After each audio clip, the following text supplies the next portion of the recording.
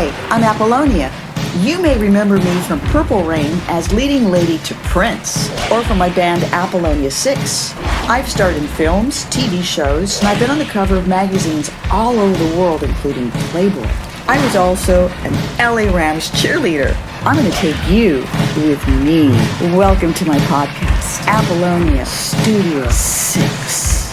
Hi, I'm Apollonia, and welcome to my podcast, Apollonia Studio 6. And to my right is my wonderful co-host, Mr. Seth. What's happening today, Seth? What's happening today? This is a big day. Yes, it is. We have a guy on that is unbelievably funny. I'm going to say it, a comic living legend. Mm-hmm. He is our friend. He's actually my Gemini brother. And he's got a lot of soul and can sing and dance. He is the unbelievable one and only jokoy. Aw, Yay! thank you. Oh my gosh, thank you so much, Joe. Aw. Mr. jokoy in the house.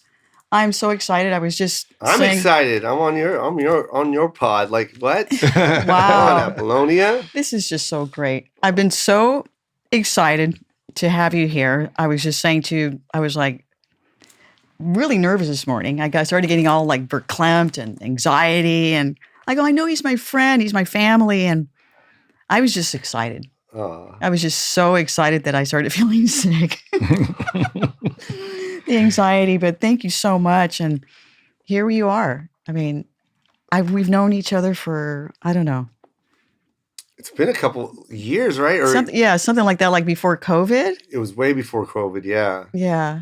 So yeah, it's been like that long. It's been like almost 4 years. And right? Yeah, and we meet through social media. Mm-hmm. And then next thing I know, we're like texting each other, and he's texting, and I was like, it's jokoy. So we're texting each other, and then we just started hanging out. Yeah. I went to see your shows. Yeah. And then we had Seth come along. Yeah. We've seen, I don't know, like 3 of your shows. Yeah. And I've met your family. 4. Yeah, about 3 or 4. Yeah, I was trying to count. 3 or 4. We've seen about 4 of them. Yeah. And it's just so exciting to have you here today. Oh, thank you. Your family's So great. great. Your son is great. Just I everybody, know. your whole entourage is just Wonderful. Thank you. It's just family, very family. I think that's the secret, keeping it tight. You know, my circle's tight. Mm-hmm. You know who you want to walk around with, Yeah. who Right. you want to hang out with, and who makes you happy, who protects you. Right. So it's like the bigger things start happening in your life, you kind of want to keep the ones that were there first, Right. That's That's right. good. that have your back. That's That's good right. that he thinks that way. You know, I Yeah. mean, in this business, I mean, even sometimes family could be, kind of like, a great place to visit, but yeah. but it is having, your family there is always the best for Yeah. protection. Yeah. Oh yeah, They love you when you were struggling. Mm-hmm. yeah. You know what I mean? Yeah. They loved you when you were just trying to When pay I had the rent. when I had my real teeth. Before the money teeth. They knew me with those teeth. The half-tooth teeth.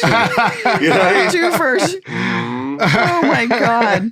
You're so funny. Now, I'm looking, you're June 2nd and born in Tacoma, Washington. Yeah. No, not born in Tacoma. I was born in Misawa, Japan.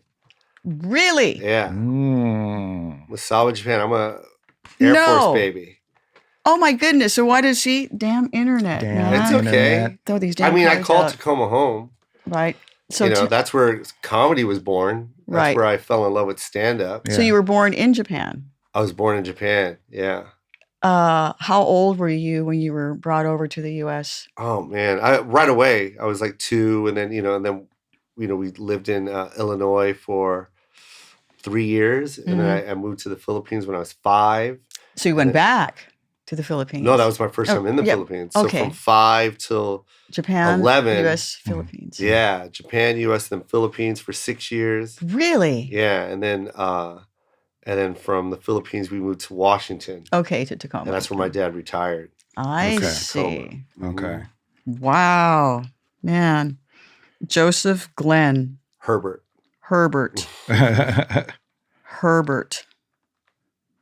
Man. That's the real name, Herbert. Herbert. That's what I started going up as when I started stand up. in 1989. So you go up and do the open mics, and you're going up as your real name, not thinking that it's anything. And it's just like every comic would say something about my name or say my name wrong or say A Bear. You know, it's just like I had to figure out a way to just like, how do I go up and not have to worry about my name? And then my nickname was just something that I didn't think I would use. So it's Jokoy, but I thought she was saying Jokoy, and I just went up as Jokoy. And that's from my aunt, my mom's sister. Right. Always called me Joko. Joko. So, yeah, but I always thought she called me Jokoy. You know, and then come to find out it was Joko this whole time. And then basically Joko means my Joe. So Ko is my in Tagalog. So my nickname is my Joe. Wow. Okay. Yeah. Now, you were in high school in Tacoma. Yeah. And then you were at University in Nevada. Yeah, not really. Like, really? Yeah. I don't know what that was. The University of Las Vegas. Yeah. I mean, it's a great university, you know. We had the Running Rebels, you know, still the greatest team of all time. Yeah. But I don't know what I was doing there. I knew I wanted to be a comic the minute I got off, get out of school. Right when I got out of school, I was like, going to pursue comedy.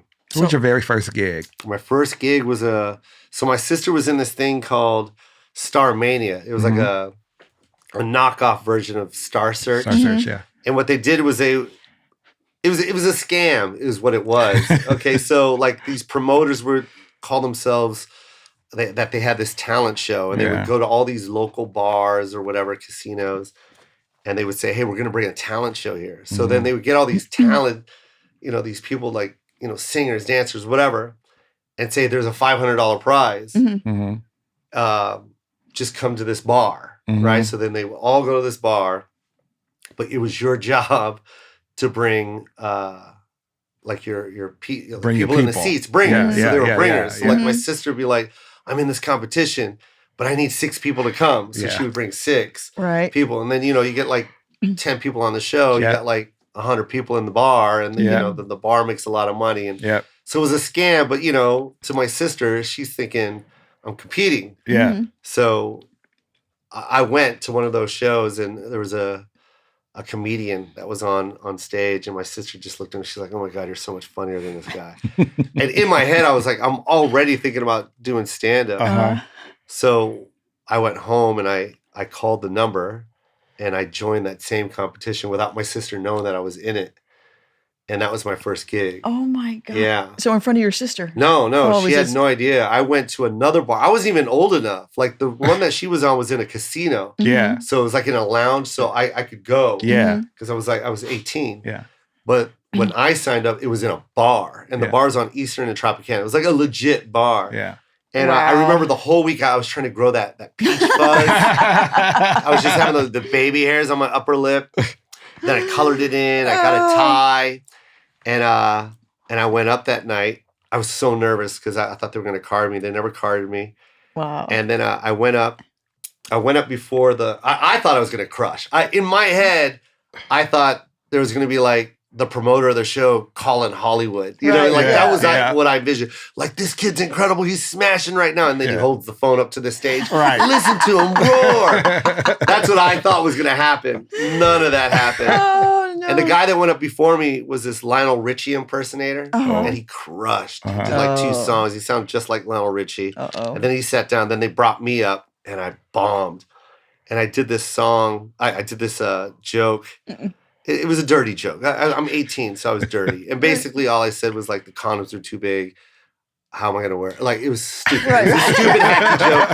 How am I going to wear these condoms? They're massive. Whatever. I'm 18. Like, whatever, right? But no one laughed. Really? And now I'm on stage, bombing. And then so bad that my tongue was sticking to the roof of my mouth. Oh, no. And I go, God, your mouth ever gets so dry that your tongue sticks to the roof of your mouth.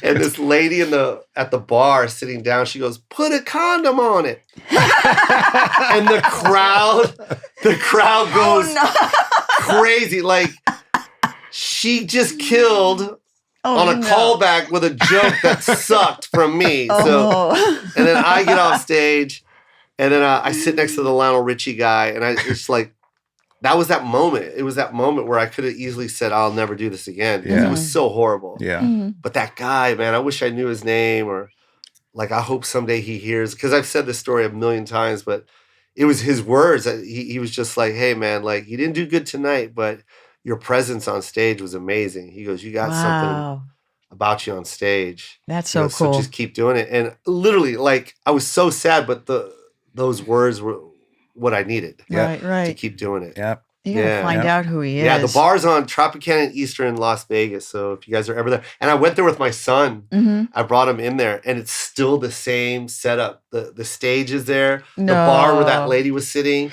everything's still the same. Did it seem smaller to you? Like, because I know when you go back to places, everything was the same. Really, it was insane. Yeah, when I walked in, I was just like you know how you just have like a flashback, like.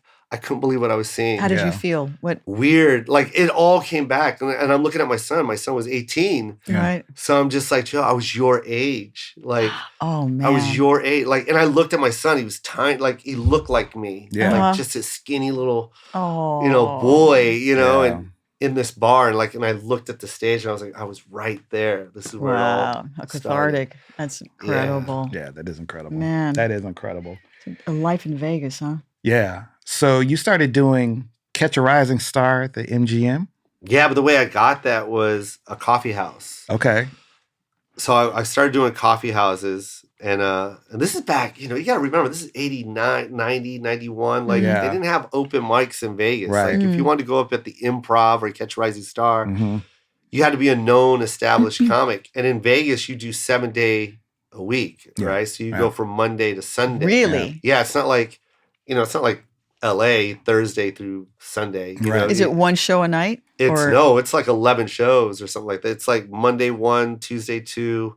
No, Monday 1, Tuesday, Wednesday 1, and then Thursday 2, Friday 2, Saturday 3. Yeah. Yeah. It's double up on the weekend. Yeah. That's hard. That's tough. Yeah. And I was at a coffee house, and my friend was like, hey, there's this comic that's doing a show at a nightclub.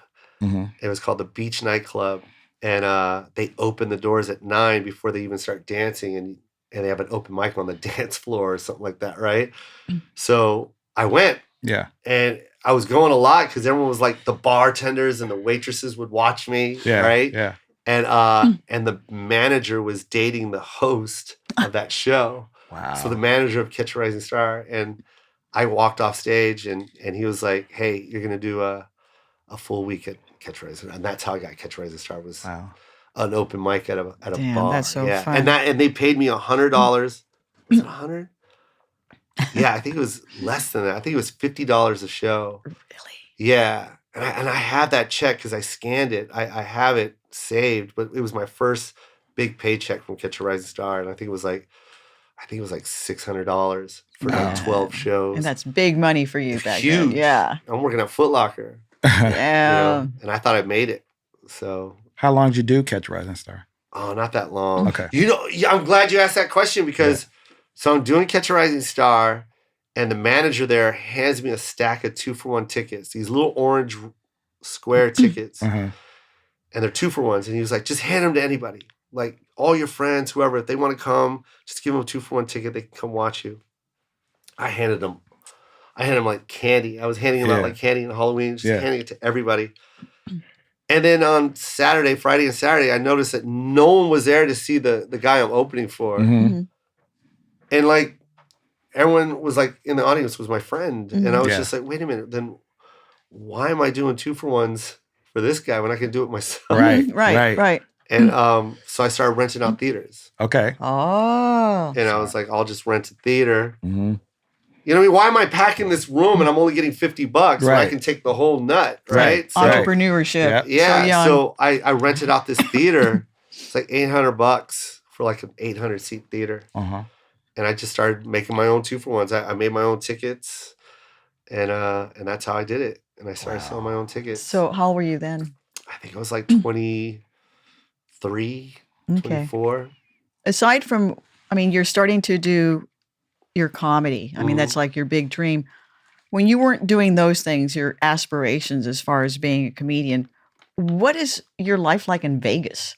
Horrible. What do you do as, like, so my mindset, at your right? age? So my mindset is like this, you got to remember, this is when Vegas started popping. Yep. Mm-hmm. So like Steve Wynn was like making a push to make Vegas a family town. Yeah. He's like, I'm going to bring dolphins. I'm going to bring magicians. Right. And all this stuff. Right. Clowns. And yeah, he did. He brought Cirque du Soleil. Yeah. And he literally did cater to the families. And that's when the rise of the theme hotels started happening. Yeah. It was no longer Riviera and Sahara and just the old school dunes. Like Bugsy Siegel Land. Yeah, he blew all that stuff up. Yeah. And made the theme parks, the Bellagios and, Mirage and Treasure Island and then Luxor and Excalibur came. Yeah. Right. Yeah. So money was booming. If you got a valet job, I mean, you were making six figures. Easy. You're 21 and you're making six figures. Like they were making so much money. It was crazy how much money was being made. Bellmen were making money. Everyone was making so much money. Yeah. And it was so funny because I knew what I wanted to be. Like I knew if I got comfortable, I would never leave.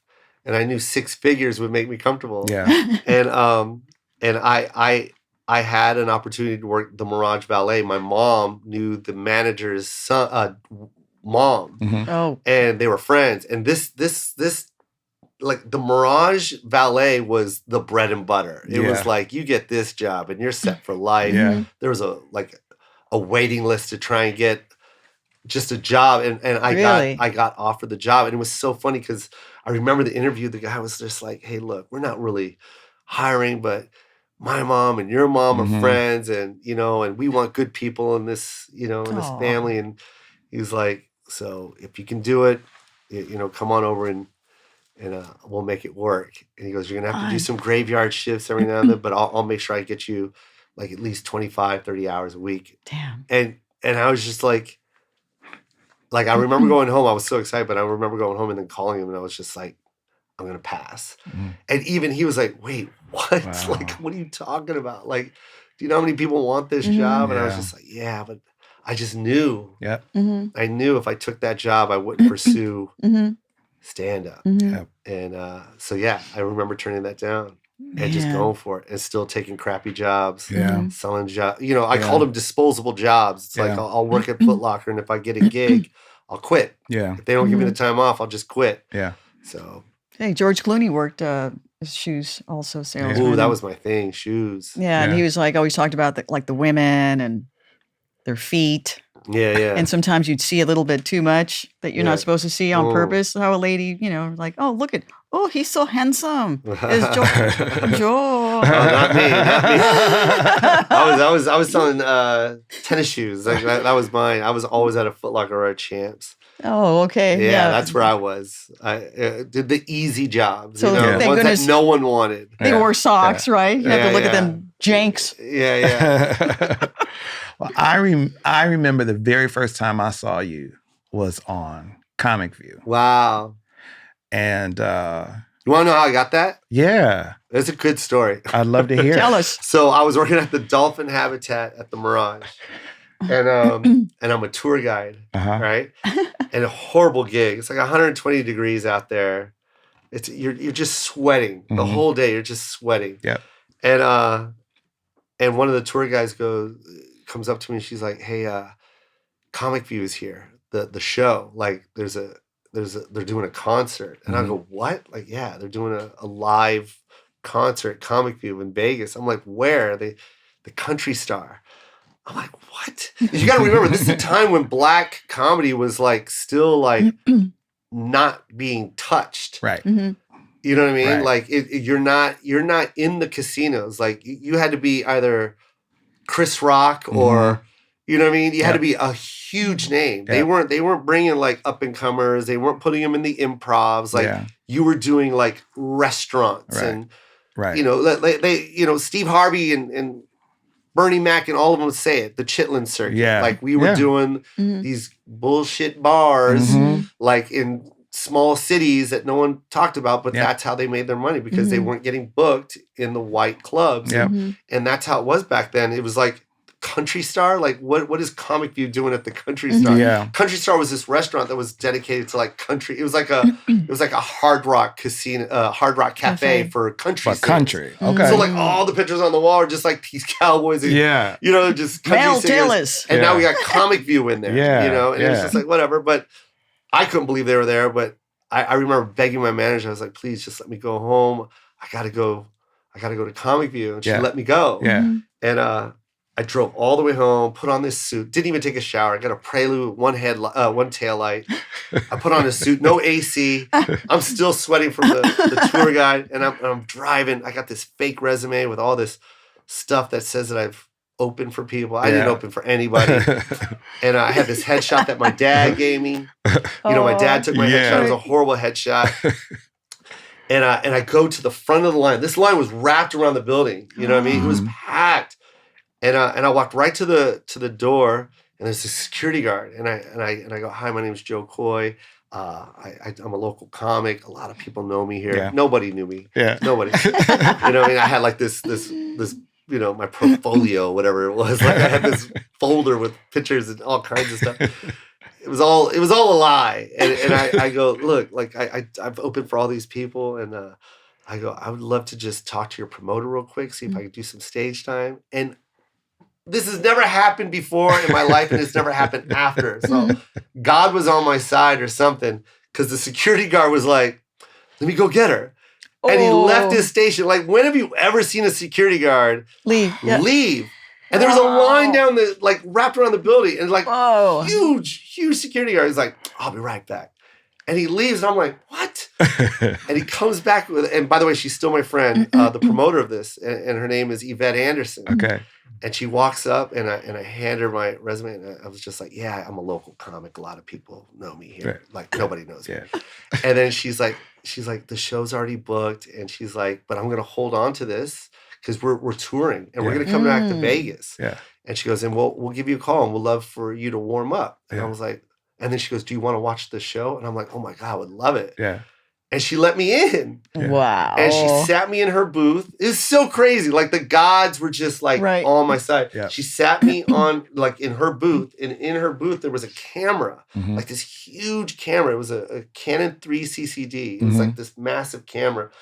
And I've never been to a studio set before. I don't know what TV looks like. All I know is I'm watching Comic View live, and that looks like a studio camera. And I'm like, and I remember on Comic View, they used to do Comic View on the road and show highlights, right? And I'm like, oh, that's the camera. That's the camera. Like, I was just like, that's the camera. And I just kept looking at it like, man, I wish they could just record me. You know what I mean? And all the comics were late. Every single one. All of them. Like, and then now it's packed, and the crowd's going crazy. Like, they're cursing, start the show. They're going crazy. And she walks up to me. She's like, hey, do you want to do 5 minutes until the comics get here? Oh, my gosh. And I'm like, can you record me? And she goes, let me set it up real quick. And she set it up on the table. And no introduction, no nothing. And she just goes, just get up there, go. Wow. And I walked up there, and I was like, hi, I'm Jokoy. And I just started doing my stuff. And I get a standing O. And we have it on video. It's so cool. Wow. Yeah, it's so cool. Like I saw it's on VHS. And get a standing O. I walk off stage, and Bo P, he was a huge comic back then. He used to be Comic View all the time. He's like, who's this? This guy he was like, who's this motherfucker? Of course. And Yvette's like, it's just some local comic. His name's Joe. And he goes, God damn, you funny, man. You ever been on Comic View? You ever see Comic View? I go, I love Comic Views. We're going to put you on next week. And literally they flew me out the following week, and I was on Comic View. Wow. That's exactly how I got Comic View. It was nuts. Man. Wow. That's incredible. That's great. And I got a standing O on Comic View. That's great. My favorite part of that night was when the comics came. Yeah. And they started going up, and there was one comic that wasn't doing too well. He was the first comic, and he was not doing too well. And I'm sitting next to Bo P and Yvette. And he's like, man, you guys are tight. He goes, what do I gotta do to make you motherfuckers laugh? and this one lady goes, put that Asian motherfucker back on stage. And everyone started screaming. And they pointed at me. And I was like, oh, let's go. Let's go. So that is a great that's story. how that happened. And that's how I got Comic View. Wow. Man.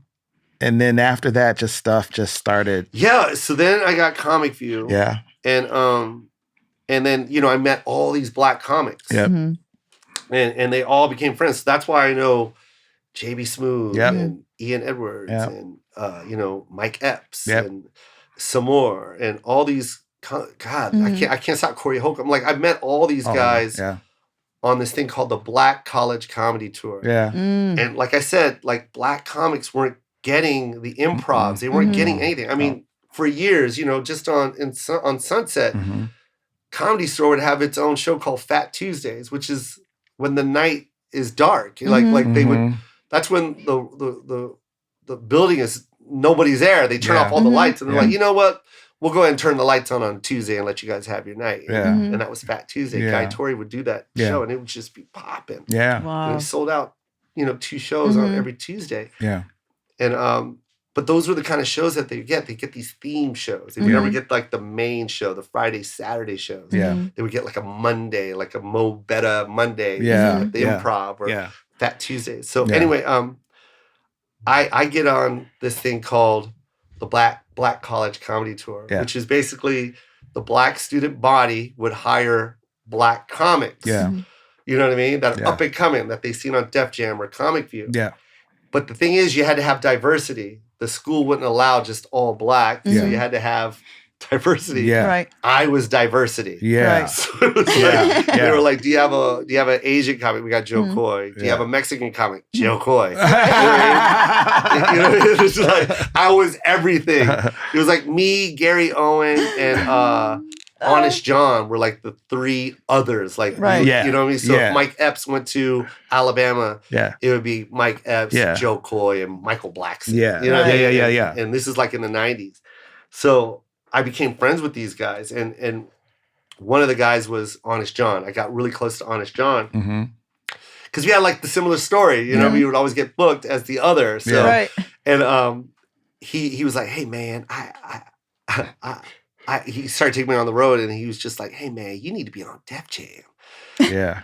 And I was like, what? He goes, yeah, you need to be on Def Jam, man. Like I'm going to introduce you to Bob Sumner. Yeah. So Bob Sumner is the owner of Def Comedy Jam. Everyone thinks it's Russell Simmons. Russell Simmons is, of course, the owner of Def Jam. Right. But Bob Sumner is the one that really created Def Comedy Jam. He's the one that saw these, these black comics just crushing it at like these weird locations. And he's just like, he's the one that brought it to Russell. Like, you gotta give these guys a platform. Yeah. You know what I mean? Like they're crushing. You know what I mean? Such an You gotta exceptional see show. Bernie Mac. You gotta see a Chris Tucker, a Bill Bellamy. You gotta see these guys. Yeah. JB Smooth. So he so John, once again, he goes, when Def Jam comes to Vegas, I want to introduce you to Bob Sumner. He goes, he's gonna love you, man. I'm like, all right, cool. So once again, Def Jam, all black show, gets put in the worst hotel. It's called Sam's Town, which is on Boulder Highway. It wasn't even on the strip. It's like 40 minutes outside of the strip. They would never put this show in like a Caesars or anything like that. Nope. You know what I mean? They would not put it in a main strip casino. It was off the strip, like on Boulder Highway. Yeah. It was called Sam's Town. And he's like, hey, we at Sam's Town. I want you to come down and I'll introduce you to Bob, man. He's going to put you up. I'm like, all right. I bring my sister with me, my sister's Beyonce with me. And we drive to Sam's Town and we're backstage. And I'm just waiting for Honest John, right? Yeah. And here comes Honest John with Bob Sumner. Bob Sumner's eating like I think a cake or a donut. I don't know what he's eating, but he's eating. It's like real rude. You know what I mean? It's just like, you know what I mean? Not even being nice. Like agents. Yeah. Just acting like, I don't exist. He's just eating. Like, hey, man. So Honest John says, you're funny, huh? I'm like, yeah. He's like, all right, I'm going to put you up. But here's the deal. We're not going to turn the house lights off because we're still sitting in the room. It's still about 70% out there. Yeah. So we're going to leave the house lights on. And while they're sitting people, you go ahead and do like 5 minutes. We're not going to open the curtain because, it had this beautiful stage. It said Def Comedy Jam, Kid Capri's Yep. Yeah. you know, booth is on stage, Yeah. and he goes, we're gonna open the curtain, you're gonna crawl through it. You know, like that part when Carol Burnett walks through the curtains. Yeah. Like that's what they did to me. He's like, we're gonna open the curtains, you crawl through it, we'll close the curtain behind you. Don't say welcome to Def Jam. Don't say enjoy Def Jam. Just say hi, my name's jokoy. Good night, and then go back underneath the curtain. Yeah. And then he goes, all right, man, so have fun. And then he leaves. And I look at my sister and I look at John. I'm like, dude, what the fuck is this? Like what? Like, why am I here? Like, I'm gonna, what is that? Like, I'm not gonna, like, how am I even gonna impress this guy? How am I even gonna be funny? He's giving me every opportunity to just bomb. And I'm just so mad. My sister, Rowena, she's just like, oh, you're gonna do great. Don't worry about it. You're gonna crush, Joe. And then the stage manager walks up to me. He's like, look, I can't turn the lights completely off because we are sitting people. He goes, but I'll dim it. Okay. I'll dim it for you. It'll be comfortable for you. I promise. We're not going to leave the house. Because he wanted to leave it blaring. No. That's so awful. I go, thank you, man. I go, thank you. And he turned it down a little bit for me. And literally, that's what they did. They opened up the curtain. I crawled underneath. I see 2,000 people. And I'm like, hi, I'm Joe Coy. Like sporadic claps, like someone just snuck on stage and tried to tell a joke. And then I did my whole routine. Stood them up again. People, like, they had bleachers in the back and they were stomping on the bleachers. And it was just like this roar. And I said, good night. And I crawled back underneath the curtain. The stage manager hugged me. My sister hugged me. Oh, man. And then, and Bob Sumner is standing there with Rudy Rush. Do you remember Rudy Rush? He was the host of Showtime at the Apollo. Yes. He came on after Steve Harvey. Yep. And he's standing there and he's like, man, who the fuck is this guy? And Bob's like, oh, that's Honest John's friend. He's like, well, why the fuck did you put him on before the show started? He goes, I got to go up after that. Oh. He goes, like, what are you doing, Bob? He was like, I didn't know he was gonna be funny. He was like, well, fuck, dude. He's like, you fucked up the whole order of the show. Like, he's yelling at him. Oh no. And I'm just like ear to ear smiling. Yeah. And then he looked at me. He's like, you want to do a Showtime at the Apollo? I know this sounds like I'm making this shit up. No, this is but that's literally how it all went down. He goes, do you want to do Showtime at the Apollo? And I go, oh my God, yes, please. Like, I watched that religiously. I would love to be on Showtime at the Apollo. He goes, fly you out at the end of the month, man. I want you on the show. And I flew out, and that's when I did Showtime at the Apollo. Wow. That's just incredible. And I won it. That's great. Oh, I won the Apollo too. That's Wow. great. So that was crazy. Do you remember what year that was? Oh my God. It was like 1998 at that point. And then it was so funny because, you know, Diddy was there presenting an award to Mary J. Blige. And I remember, do you remember the Apollo? Do you remember do you remember where the green room was? It was underneath the stage. Yep. So and the tree, you had to go. It was horrible because it was like gladiators. You know what I mean? Like, you know how a gladiator, you had to sit and watch people get mangled, and they're like, all right, you're next. Yeah. Well, that's how it was at the Apollo. You're underneath the stage, you know, and you're hearing them get booed. Yeah. You know, and then we're all just like looking at you like, oh my God, like this crowd's vicious. Yeah. And then you'd see them come down the stairs and then walk back into the green room. Because we didn't get our own green rooms. We all had to share the same. Yeah. It's kind of like this size right here. And we're like 40 people just standing here like this. And they came down and I remember just saying to myself, I don't want to go out there. Yeah. I don't want to do this. And then finally it was my turn, and the producer walked me up the stairs, and I remember there was a stage door to my right that was wide open. And he goes, you ready? I remember he had the headset on. He goes, you ready? And I go, no, I'm not. And he goes, come on, man. Don't have that attitude, man. They're going to love you. They're going to love you, all right? I go, all right, man. And he goes, all right. And as he's walking off, he goes, hey, don't forget to rub that stump. He goes, you forget to rub that stump, they're going to boo you the minute you step foot on the stage. You hear me? I go, I promise I'm going to rub that stump. That's why I rubbed it with two hands. Yeah. And then, and I remember just standing, my heart's pounding. Like, just leave. Like, because this show was on at, like, weird hours. It was, like, at 2:30 in the morning on, like, when stations would go dark. You know what I mean? Then they would put the Apollo on. And I remember looking at that door, the stage door, like, to the street. You know what I mean? And I was like, just leave. Like, just leave, dude. Like, they're not going to remember you. Yeah. Like, this show comes on late. No one's going to watch it. It's Yeah. not like they care that I'm not going to be on it. Like, Yeah. I was literally telling myself that. And I remember there was this other voice just like, dude, you can't do that. You can't. Like, you need to go out there. Yep. Because everyone knew I was there. You Yeah. know? And I went out. And I remember rubbing it with 2 hands. And then I ad-libbed the first 30 seconds. So I was just talking. I was just like, I got to get him to like me right away. And then I won. Yeah. That's so. Yeah, it was crazy. I remember these. That's so fun. It was like 3 black guys. I remember when I said goodnight, they stood. It was like in the middle of the audience. Yeah. And they stood. They were clapping. I was like, oh, thank you. Yeah. Oh, Thank you, wow. Jesus. Yeah. So yeah, and they literally put their hand over our heads. Yeah. Oh, yeah. Yeah, Rudy would have his hand over They my would do head, that. and then he'd go back over the other guy's head, and then he came back to my head. And it's like, jokoy. And I was like, oh. That's so scary. Yeah. Yeah, man. And you know, the Blacklight, look, I'm from Detroit originally. Yeah. And our city, you know, being a big black city, we embraced, you know, we were one of the cities that embraced black comedy and black comedians, and they would do like the Fox theaters and all the stuff there in Detroit. And Fox Theater is so beautiful, by the way. it's gorgeous. Yeah. But you know, if the brothers and sisters are like, yeah, you're funny. Yeah, because yeah. we're hard. Yeah, I see We're like hard on you. yeah, I see America's Got Talent, and I see American Idol, and I'm like, yo, you guys, you have no idea how the Apollo was. Yeah, you go to Apollo Apollo. was. I mean, they booed Lauryn Hill. Yeah. You know what I mean? Oh my God, really? Yeah, they booed. Oh my God. They booed Luther Vandross. Yeah. Like, That's it's terrible. Like, huh? Yeah. Like, I'm like shocked. I got to be on the Apollo, and I did the whole, rubbing the stump. I got to host and perform, but I didn't do my Prince Apollonia 6 music. I did my poppy stuff. Yeah. Since I Fell for You.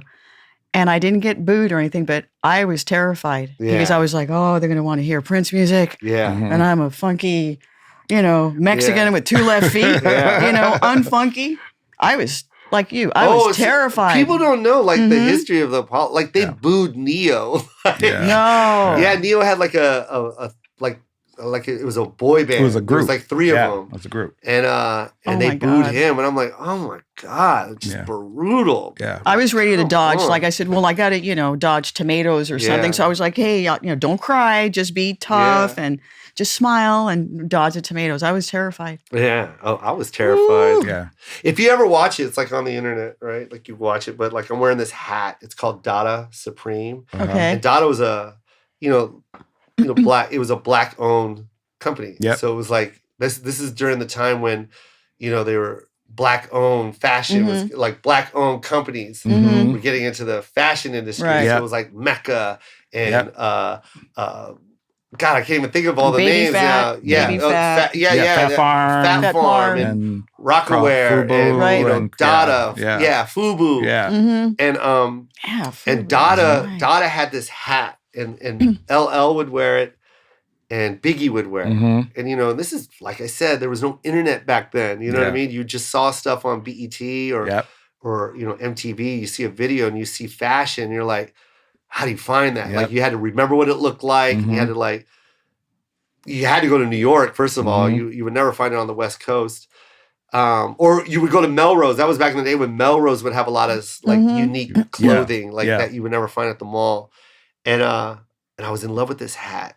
And I was working at this hotel. It was called Alexis Park. And they had this huge convention called the Men's Apparel Convention, Magic. So all of them came. In Vegas. Yeah, and it was a huge thing because Jay-Z owned Rockaware, so he would be there. Yeah. And you know what I mean? Like Snoop Dogg would support this line. And it was just like this huge thing. Like everyone wanted to be at the Men's Apparel event because, and then the after parties were massive. You know what I mean? So all I wanted was the hat. You know what I mean? So I'm checking in these I'm checking in this guy, right? Young black guy. He must have been like maybe 30, maybe. Yeah. And you got to remember, I keep saying you got to remember, but like, especially to this generation, they don't understand. It's like, seeing a black millionaire was not a common thing like it is now. It's like when you see a black guy that owns a company, you're just like in awe. Like, how'd you get there? Yeah. And so anyway, I'm checking in. And by the way, black owned businesses were new. Like this is all new. Like you see hip hop clothing and here I'm checking in this guy, young black guy, and his name is Dwayne, and underneath his name says Dada. And I'm like, oh, wow. Dada? I'm like, that's the hat company. Like, so now I'm just talking to him. I was like, yo, dude, I love your hats. And he was like, oh, thank you. And I was like, dude, I love blah, blah. I'm just talking to him. It's just, he's so cool. And then, and he's checking everybody in with cash. Like, it was like 6 rooms, just checking in everyone with cash. And I was just like, dude, man, I love it, man. And where are you out of? He was like, out of New York. I was like, damn, dude, this is so amazing. Like, you guys are killing it right now. Because everyone was wearing Dada, man. Like, everybody. And then I go, how is it working for this company, man? And he goes, I own it. And I go, what the fuck? Like, literally, like, what the fuck? Yeah. Like, you own it? Oh, he goes, yeah, I own it, man. I go, how? Like, this is like, by the way, it's like 1 o'clock in the morning, front desk. It's just me and him. It was like the craziest thing. And he was just like, I was working for Pan Am, putting luggage on the plane. And me and my friend was, wow, this is so crazy how all this is connecting right now. I'm about to say something to you that's connecting dots here. Okay. And why, like this journey in our paths are meeting, because he goes, me and my partner, we were working for Pan Am. We came up with this idea of a hat and we drew it on a piece of paper. Like they're not fashion guys. They just drew a hat on a piece of paper. They had it designed for them. They picked the fabric and had like someone sew it for them. Yeah. And then since they work for Pan Am, they flew to China and went to China. You know, no internet, so you had to physically go there. Yeah, you had to go. And showed the product, and then they broke it down and made mass quantity of the hat for them, right? So I think they made like, I'm making up a number, so don't quote me. They made like 2,000 of these hats, whatever, right? Yeah. Came back to America with 2,000 of these hats, right? Went to the Magic Convention, but they didn't have enough money for a booth, because a booth is like $6,000. Yeah. You know what I mean? $6,000 for like, or for the weekend, for a small booth in a horrible part of the convention space. And so what they did is they took business cards and they pinned it to every hat, walked to every booth and looked at the badges that said buyer. You know what I mean? And look at like buyers and just screen them like, oh, this looks like a hip dude. Hey man, my name is Dwayne. I got a hat company, and handed it to him. Yeah. He said they went back to New York after the convention and they had like 20,000 orders. No. Like just like that, 20,000, 40,000 orders. Like I said, don't quote me on the number, but he said it was so much that he was able to quit his job. Next thing you know, he's got this company. That's started great. blowing up. Damn. And then he asked me what I did, and I go, dude, I do stand up. I do stand up, and I do like these shows. Like I rent out these theaters, and I'd love to do something with you. And he goes, all right, dude, I love that. I'll sponsor it. So he gave me this guy's number. His name was Carlos Perot, and he goes, this is our marketing guy. He goes, give him a call. He goes, we're gonna do something. Like just present him with a package. All right, cool. So I called him every day. I just kept calling him, kept going to voicemail, kept going to, never called me back. So then I was like, this is a long story, but I'm going to tell you. It's all right. Please. So we got time. Yes. So I go, you know what? I was done. It was like 4 or 5 months calling this dude. He wouldn't call me back. And so I was just like, you know what? I know what Dwayne looks like. I'm going to go and buy Dada stuff, right? Oh, I forgot to say when I found out that he was the owner, he goes, oh, I'll bring my assistant will come down with hats. So I got hats. You got the hat. Yeah, it was so cool. And it was a little Asian girl that brought it. So I thought that was mind blowing. I'm like, yo, you work for a black owned company. Yeah. It was just like so cool. Like this, synergy. Yeah, it's like, yo, this company sponsors Biggie Smalls. Like, what is going on? Like, I'm just like tripping. Yeah. And she gave me a bunch of hats and shirts. So I was like, all right, you know what? I'm gonna just wear it. I'll record it. and then I'll give it to him. Yeah. So I'll go back. I'll wait a year. Yeah. I know what he looks like. Yeah. So my boys, Donnie and Ariston, they're B-boys, right? They're from a crew called Style Elements Crew. And we were close friends, right? So kind of like roommates, right? Like, we had a place on DeSoto, but in Vegas is where we met. Okay. So they were sponsored by a company called Tribal Streetwear. And so they were hired to dance at the convention. So the booth, so what they would do is they would dance like every 30 minutes, they would dance with tribal gear on, and break. And buyers would come to the booth like, yo, what are you guys wearing? And that's how they bring people in. So anyway, long story short, to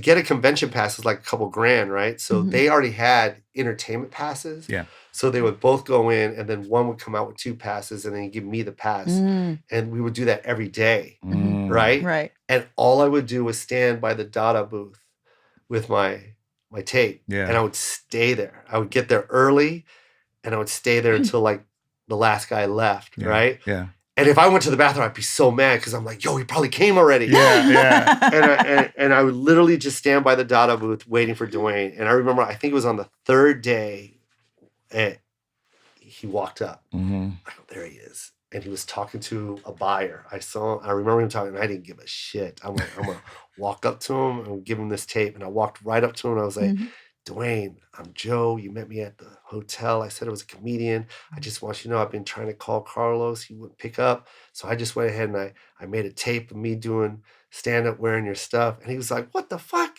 He's like, man, I remember you. He goes, Carlos never called you back? I go, no, man. You never called me. I was like, hold on, Carlos. And he turned around, and Carlos stands up, and he was like, get over here, man. He was like, it's that comic I told you about. He was like, he said he's been trying to call you. You haven't picked. He was like, man, I've been busy. He was like, I'm sorry. And he apologized to me. He was like, man, I've been so busy. You don't understand. And he was, man. He had Eminem. He had Dre. He had Snoop. Like, what I mean? They were doing the Up in Smoke tour. Like, Exhibit was rocking Dada. Like, it was a massive thing. So I get it. But I was persistent. You know what I mean? Right. And he gave me a bunch of stuff. And he goes, look, man, just come to LA. I'll give you the address. Just come to LA on Monday. There's another owner. His name's Lance that you need to meet.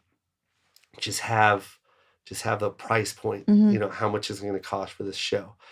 I was like, all right, sweet. And I made just a long story. Tell us. It's a great story. Me and my friend Ramon, we make this price sheet, and I remember we were literally making up numbers because I've never done anything like this before. Yeah. You know what I mean? Like, I've rented the theater, but I've never done flights, food and beverage, green room expense. You know what I mean? Right. I've never done anything like that before. So we were literally making up numbers. And then and we came up with I remember we came up with 5,000 or something like 6,000. And we both looked at each other like, yo, that's way too much money, man. There ain't no way he's going to do it. And I remember we shaved it down to 4,500 or something like that. So anyway, I drive my Honda Prelude with one taillight. And I pull into this office, right, on 2nd Avenue in the Garment District in LA. Yeah. And I remember it was a flat. He had a loft, right? And then the gate opened. And I swear to God, I couldn't believe my eyes. I'm like, that's a Rolls. Oh. That's a Escalade. You remember when the Escalades just came out, the big body Escalades? Yep. I go, that's a Jag.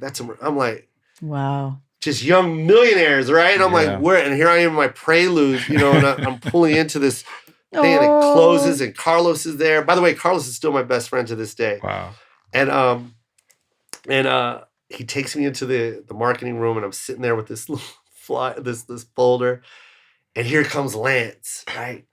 Lance is big 6'2" black guy with an afro, good looking. He got the light blue sunglasses on, light blue Dada fit, head to toe, just light blue all the way.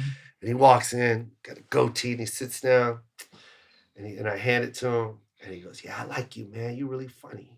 I go, "Really?" He goes, "Yeah, I see you on BET's Comic View, man. You're really funny." I go, "Thank you." And he goes, "This the thing?" I go, "Is this the price?" I go, "Yeah, the price sheet or whatever, the breakdown." I go, "Yeah." And he goes, "All right, cool." And I go, "Fuck, I could have asked for $6,000. He didn't look at it." Yeah, cool. All right, so yeah, let's do that. And literally, I was a half white, half Asian guy sponsored by a black-owned company. And Dada, by the way, they should do a documentary on Dada because out of all the black-owned companies, this one was black-owned. Right. It was Lavetta and Lance Simpson that owned it. You know what I mean? And from marketing, you know what I mean? Black. You know what I mean? Carlos, black. Everyone, design, black. Wow. Everyone was black, you know? And if it wasn't black, they were like, that Asian girl was there. Yeah. Latinos, like, it was such an amazing, like, thing to witness. Like, so it's just like, yeah, this guy is sponsoring me and I'm doing these shows and I have the company card on file. Like, I can book tickets with this Amex card. And how did you feel, though? It was crazy. Like, UPS would come and bring 40 pairs of Dadas because he said, just give them to your friends. He goes, if you see, because I was with a lot of B-boys, you know, like Full Force Style Elements and all these cats that lived in Vegas. And he goes, yeah, man, if you're at the club, man, just hand it to like some of the B-boys, man. We fucks with them B-boys. And so like he would give me shoes to give him. And literally this UPS guy, I remember he coming, he was just like, yo, are you guys starting a business out of your... He thought we were starting a business out of the garage. He's like, we only send like this many shoes to like, you know, Foot Locker. Because it was like every other week they were giving me these shoes and I was handing them out like candy. Yeah. And I even threw B-boy events, Dada footwear B-boy events. So it was like jokoy illest in the game and it was like Dada, sponsored by Dada. And they would give me the money for it to... It was crazy. Wow. It was just so crazy. So when you watch the Apollo, you'll see me wearing a hat that says Dada on it. And they're the ones that flew me out to the Apollo. Wow. Yeah. And they paid for my hotel room and everything. Isn't that great, though? Isn't that cool? I mean, it is great. The African-American community, you and I have same, you know, for me being Mexican and, you know, working, you know, with Prince. Yeah. My followers and all, you know, primarily African-American. And I'm so grateful. I mean, look at us. Well, you know, and, I'm sorry to interrupt you, but the reason why I want to say, like, it's so crazy how we're like connected, like these weird little things, but like, you know, how you did the Apollo, I did the Apollo, and it's just like you talked about. What was his name? Chan. My cousin, Chinese, Chan. Yeah. What was his name though? Like, Manny. My Chan, cousin, Manny. But to hear that, you know, back in the day, you know, now it's common, but like in the 80s, like to hear something like that, like. What do you mean he's Mexican Chinese? Like, what is that? You know what I mean? Like, even I was weird, white Filipino. And it's just like, so Dada was owned, well, not owned, but there was another guy. He was big joy. He was like big, like just a bundle of joy. But there was another guy, like I think he was the president or whatever. But him and Dwayne were like this. And his name was Dennis Chang. Oh. And black, dark black. But his business card said Chang. And I'm just like, I remember just like, what? What do you mean Chang? Like is this like, wow, where's Chang? Because he was just dark. And he was just like, he's like, I'm Chinese. I'm like, no, you're not Chinese. There's just no way. He's like, no, my grandfather was Chinese. He married a black woman. Wow. And I was like, what? Yeah. So like to me, that was like such a, like, even though I've seen mixed, like I know mixed, but like to see this guy, Dennis Chang, own like president of a black owned company, like all that was just like, everything's just new. Everything's just like my head's spinning. Like, but inspiring though. But so indirectly inspiring. You know what I mean? Because if they can, you can. They did it, I can do it. You know what I mean? But they're inspired by me because they're like, yo, this kid's doing it, you know? Want official Apollonia merchandise? Visit ApolloniaKotero.store and ApolloniaKotero.com.